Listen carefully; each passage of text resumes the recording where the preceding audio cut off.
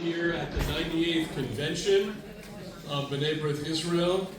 B'nai B'rith Israel is an iconic part of the entire B'nai B'rith organization, of course, finding its roots here in 1888. Let me first apologize for not being able to speak to you in Hebrew. It's okay. I studied a little bit of Hebrew in university. It's not enough. And then I married an Israeli. But an Israeli who speaks English extremely well.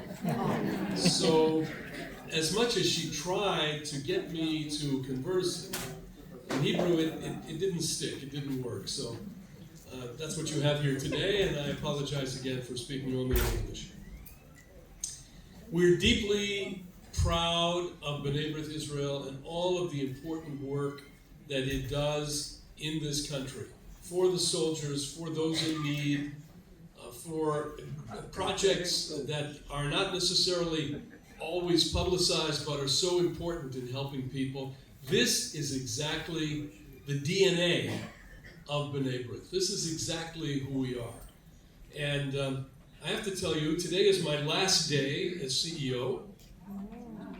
Yeah, at 5 o'clock today, the clock will strike, and that's it after 38 years with B'nai B'rith. But I thank you. It passed as if it were a day, so it went very quickly. But I do think I'm a big believer in Beshert. I'm a big believer in fate. And I don't think it's an accident that on my last day as CEO, I'm here in Israel and I'm here with you with B'nai B'rith Israel. So thank you. Our organization, as you know, is involved in many projects around the world. We're in many, many countries. You know that. We have good contacts with B'nai B'rith, I know, in Europe and in other places. And this is extremely important in keeping the bonds between our members all over the world.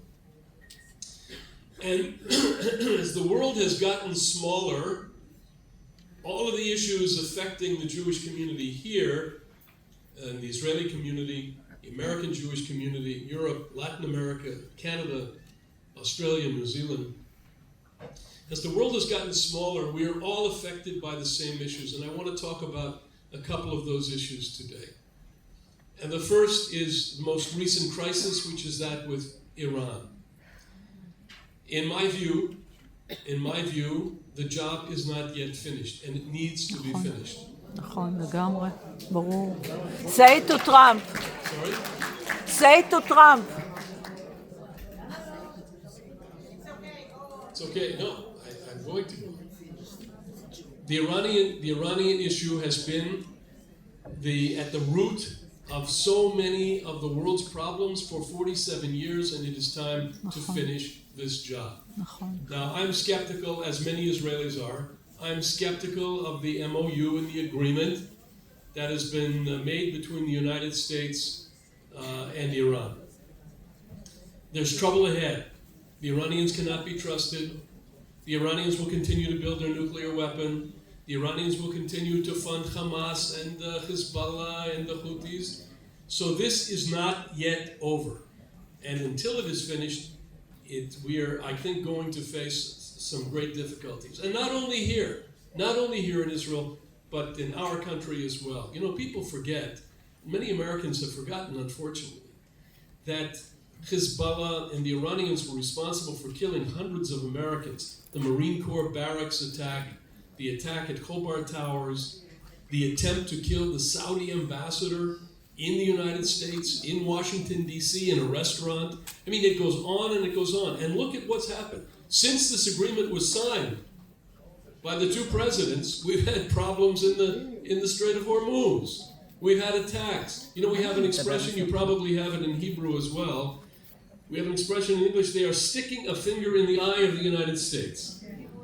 And this cannot continue.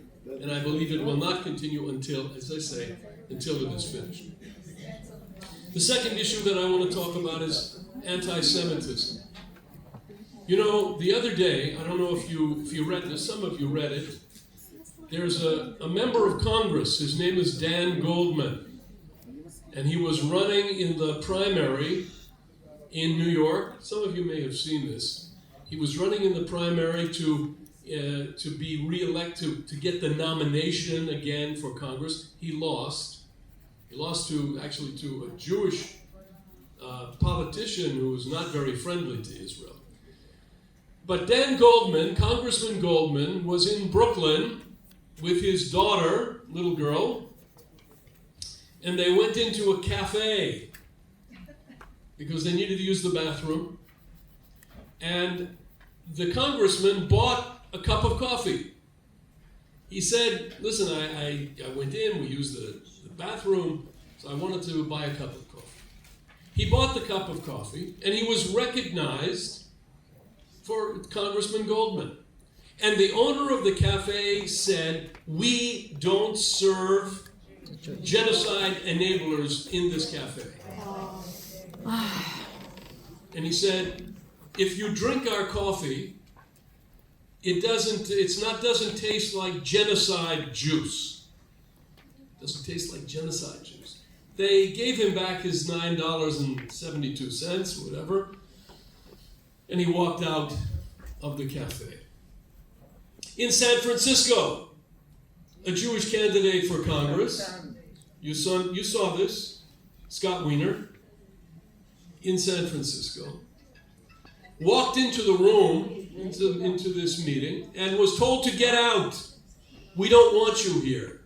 We don't want I'm not going to use the word that was used. We don't want Zionists in this meeting.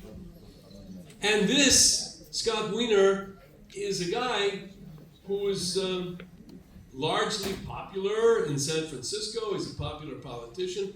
And now he's on the receiving end of this madness, which is what it is. And that's just the beginning. There's so much more.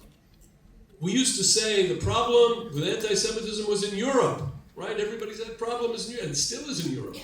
But now it has come to the shores of the United States, and we're seeing it and we're feeling it every day. At the United Nations,